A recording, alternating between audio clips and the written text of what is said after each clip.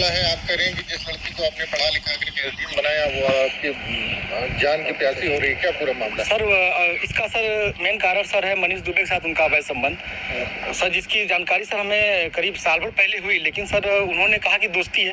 खैर सर हमारी पत्नी सर एसडीएम थी, उस समय इलाहाबाद प्रयागराज में सोराम तहसील में रही। तो मैंने कहा सर बड़े पद पे दोस्ती तो हो सकती है सर, अधिकारियों से बात साथ बैठना उठना। तो मैंने सर उन्होंने मैं ये कह के टाल दिया, तो सर मैंने ध्यान नहीं दिया। सर इसकी भनक सर मुझे उसका ये जो शक था वो विश्वास सर 22 फरवरी को हुआ, जब मनीष दुबे गाजियाबाद से चलकर सर मेरे आवास एलनगंज स्थित सरकारी आवास पे आया और इनके साथ एक साथ कमरे में मैंने इनको देखा अवैध संबंध बनाते हुए। तब से सर ये मनीष दुबे और ज्योति मौर्य मेरे जान के पीछे पड़ गई हैं। कौन है? पूरी कहानी बताइए, क्या मामला? सर 2010 में ज्योति मौर्य के साथ मेरी शादी हुई सर। मैं सर पंचायत राज विभाग में सर 2009 में सेलेक्ट हुआ प्रतापगढ़ में सर, वहीं पे नौकरी कर रहा हूँ सर। और 2010 में इनसे 19 नवंबर को मेरी शादी हुई और सर उसके बाद हमारे संबंध बहुत अच्छे रहे। इन्होंने कहा मुझे पढ़ना है सर, मैं इनको पढ़ाने के लिए मैं इलाहाबाद लेके आया। और इलाहाबाद में सर द काउंसिल कोचिंग है, वहाँ पे इलाहाबाद की सबसे अच्छी कोचिंग थी। मैंने वहाँ पे किसी तरह सर पिताजी के सहयोग से, भाइयों के सहयोग से और यहाँ तक कि मैंने अपने डीपीआरओ साहब के सहयोग से पैसा उधार लेके इनको कोचिंग कराया। और सर ये मेहनत भी की सर और सक्सेस भी हुई। 2015 में ये सर एसडीएम पद पे चयन हुई, 16वीं रैंक इनकी आई। सर बहुत ही खुशी का माहौल हुआ कि हम एक छोटे पद पे रहते हुए अपनी पत्नी को इतना आगे ले गए।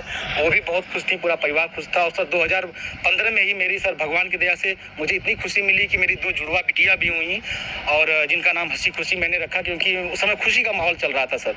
और सर बहुत अच्छा चल रहा था। लेकिन सर 2020 में ये मनीष दुबे जो जिला कमांडेंट होमगार्ड है उसकी एंट्री होती है हम दोनों पति पत्नी के बीच में।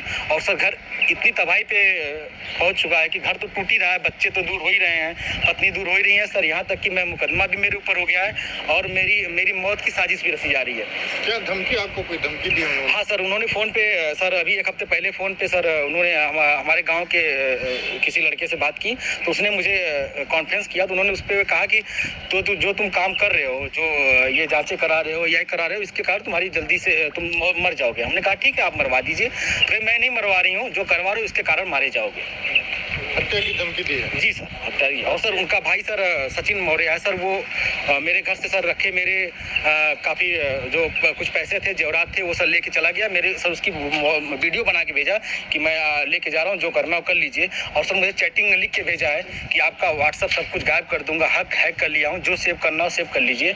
और सर उसने क्या किया कि मेरी सिम भी अपने पास रख लिया है, रख के यूज कर रहा है। मेरा बैंक अकाउंट है उसमें जुड़ा हुआ है सब कुछ, लेकिन सर वो मेरी जान पे सब लोग तुले हुए हैं सर। क्या वो आपसे तलाक मांग रही है? हाँ सर, उन्होंने मुझसे ऑडियो के माध्यम से कहा है, मुझे अभी तक कुछ ऐसा नोटिस तो नहीं मिला है, लेकिन सर उन्होंने कहा है कि तलाक प्यार से दे दीजिए, बवाल मत करिए, नहीं तो मैं आपको बर्बाद कर दूंगी। आपके डीपीआरओ से बात हो गई है, आपको बर्खास्त करा दूंगी, न नौकरी करने दूंगी न जीने दूंगी। आपने इसकी शिकायत कहाँ? सर इसकी शिकायत मैंने सर्वप्रथम सर उसी दिन धूमनगंज SHO साहब से की। उन्होंने मुझे राजरूपुर पुलिस चौकी भेजा, मैं राजरूपुर पुलिस चौकी पे आवेदन दिया, लेकिन सर कोई सुनवाई नहीं हुई।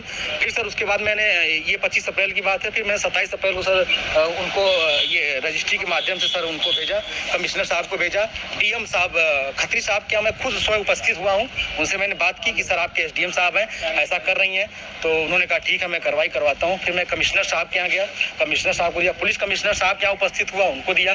फिर कहीं भी सुनवाई नहीं हुई तो सर मैं डीजीपी साहब के पास गया, डीजीपी साहब ने मेरे बात को संज्ञान में लिया, लेकिन फिर भी सर आवेदन ले लिया गया, कोई कार्रवाई नहीं हुई। उसके बाद सर मैं DG home guard BK Maurya sir के पास गया। उनके यहाँ से मुझे सर कुछ उम्मीद की लौ दिखाई दी, क्योंकि उन्होंने मेरे आवेदन को तुरंत संज्ञान में लिया और टीम गठित कर दी है। DIG इलाहाबाद उसकी जांच कर रहे हैं। मुझे सर कुछ उम्मीद लग रही है कि मुझे कहीं ना कहीं हो सकता है न्याय मिले और मेरी जान